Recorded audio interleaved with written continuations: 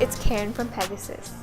We are very excited to announce our brand new Dropbox app. This app needs to be installed on a user-by-user basis through the Pegasys marketplace.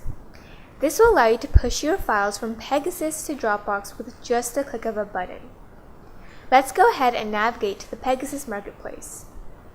Once there, scroll down to find the Dropbox app. Next, click the Install button, and once the prompt comes up, go ahead and confirm if you would like to install. You may be redirected to the Dropbox website and prompted to log into your Dropbox account if you haven't done so already.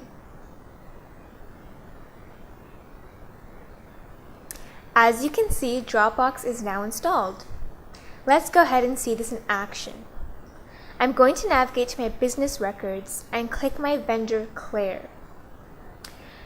I have a file already uploaded into this business, and as you can see, there is now a Dropbox icon beside my files when I hover over them. Upon clicking the button, this file will automatically be sent over to your Dropbox account. This option will be available throughout the application where file uploads are supported. Now, let's head over to my Dropbox page. As you can see, my file is present under the Business Clear folder. That's all for this video, and don't forget to check out our Instagram and Twitter. See you in the next one!